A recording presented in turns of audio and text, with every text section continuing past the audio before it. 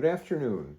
This series of videos is called Healthcare Advocacy, where we address problems in the healthcare system and then take actions to try and make a better system for all of us. We're going to talk about gun safety. We're going to talk about cost-cutting measures in hospitals. Before we do, I want to point to the YouTube description box down below. You'll find a link to the Healthcare Advocacy newsletter, which is the text for today's video. You'll find all of the links I mentioned to news stories and medical journals and actions. They're all in there, together with references to how to deal with denied medical claims or search out abortion information. And there are even links to organizations that fight for universal health care that you could join if you wish. And of course, you can subscribe to the newsletter for free. Let's talk right now about Massachusetts and new gun laws. Governor Maura Healey implemented a new gun legislation this week that not only cracks down on unserialized ghost guns, the ones you make at home from parts you buy online, and attachments like bump stocks and trigger cranks that turn ordinary guns into machine guns. It also requires applicants to demonstrate basic safety principles and complete live fire training before being granted a gun license. That's a great idea. State lawmakers approved the gun reform in July, and it was expected to go into effect later this month, but signed it early, and so that's great.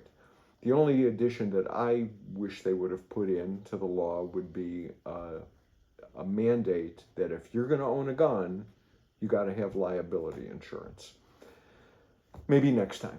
Okay, let's talk about healthcare and the internet. The fastest growing care setting is not the hospital or at home, it is your mobile phone. Google now receives more than 1 billion health-related searches every day, and patient messages for medical advice have increased sixfold in the last decade. The explosion in patient messaging is a clear sign that patients want more access to information about their health, despite the long wait times and often unclear responses. We are likely to see many more near immediate telehealth services soon to follow the booming mental and behavioral telehealth industry. And I didn't put any links to those apps, but if you look for them, you can find them and you can talk to a psychologist in the next 10 minutes. It's amazing. We'll have that for doctors pretty soon. Let's talk about pharmacy benefit managers in Texas. This was a big shock to me. The state of Texas is accusing major pharmacy benefit managers and drug companies of colluding to raise the cost of insulin. I got news for you, it's more than just insulin. Anyway, Texas alleged that drug manufacturers Eli Lilly, Novo Nordisk, and Sanofi raised the price of insulin and then pay an undisclosed kickback to pharmacy benefit managers OptumRx, Express Scripts, and CVS Caremark through a quid pro quo agreement. I would point out that those three pharmacy benefit managers control between 80 and 90% of the prescriptions written in the U.S. PBMs then give preferred status on their formularies, that's the approved drugs for insurance, to the drugs that have the highest list prices. It's actually the ones that they've taken a kickback, right? Anyway, all of this should sound familiar if you've been listening to these videos or reading this newsletter. Of course, with universal health care, let me point this out. We could negotiate all drug prices without PBM middlemen, without the kickbacks, and we would save hundreds of billions every year. And I think you can find a reference to that hundreds of billions in the 2022 Congressional Budget Office report on universal health care. Let's talk about cost cutting at hospitals because it has consequences. A former employee of the Housekeeping and Environmental Services Company contracted to clean Detroit's Harper Hutzel Hospital and Children's Hospital of Michigan filed a lawsuit alleging that he was fired and discriminated against in retaliation for blowing the whistle on unsanitary conditions in operating rooms, patient areas, and baby delivery rooms. This comes from the Detroit Metro Times, and a link to their story is in the newsletter.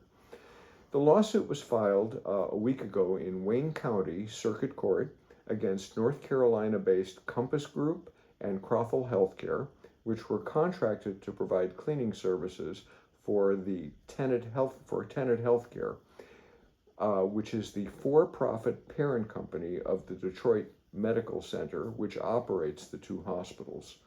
I would point out that Tenet Healthcare has active relations with private equity firms.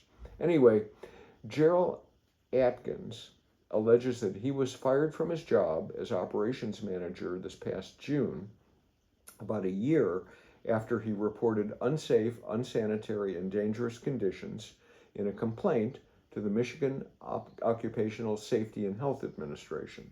According to his complaint, doctors were delivering babies in operating rooms with unsterile and unclean surgical equipment, beds, and rooms. Hospital workers were also using unsanitary machinery and equipment that was contaminated by raw sewage and feces in surgical operating rooms, he alleges. One of the biggest problems, the lawsuit claims, was the shockingly outrageous lack of cleaning supplies, which was part of an extreme cost-cutting move. To avoid penalties from public agencies, the companies fabricated records to suggest that they were in compliance, according to the suit. This is just the latest lawsuit filed by former Compass Group and Crothall Healthcare employees who worked at Tenet's hospitals in Detroit. In June of 2022, Denise Bonds of Detroit and Shanisa Rhodes of St. Clair Shores sued Tenet, Compass, and Crothall Healthcare, alleging that they were fired after raising concerns about the shortage of cleaning supplies and insufficient staffing. The shortage left Detroit's Harper University Hospital and Hutzel Women's Hospital dirty and unsanitary. There's also a link to their lawsuit in the newsletter.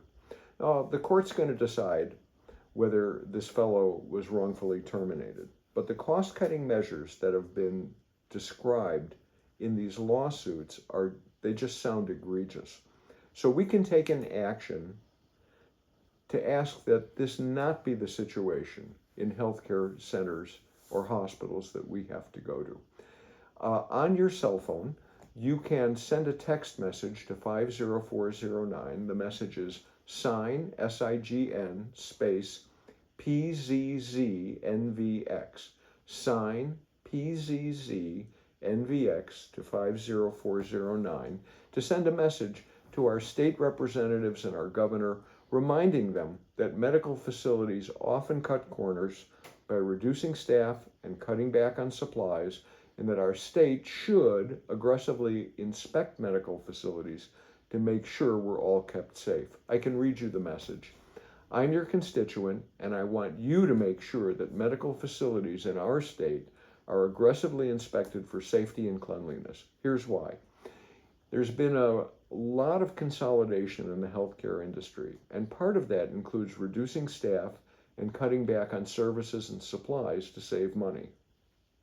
Of course, commercial firms and private equity investors demand high returns, but nonprofits are not exempt from this cost cutting. There have been stories about hospitals in Michigan even reducing cleaning supplies and operating in unsanitary conditions because they needed to save money. Please make sure that facilities in our state are safe for all of us. Thank you. And here's a link to that story about the hospitals in Michigan for you, so that they'll read it and hopefully maybe take more aggressive action. That's what I've got for you. Oh, let me add one thing to you, to all of this. If we had universal health care, let's just point this out. If we had universal health care at the national level, we would have the biggest stick ever to demanding that hospitals maintain quality and cleanliness for all of us. Because all they'd have to do is say, we are withholding payment. That's it. And then the hospital would be threatened with bankruptcy. It's so simple. Okay, that's what I've got for you. Down below, you can like, share, and subscribe. You can also subscribe to the Healthcare Advocacy newsletter. Send me comments. I'll do research for you on topics of interest to you. You can also contact me at healthcareadvocacy1@gmail.com. Have a good afternoon.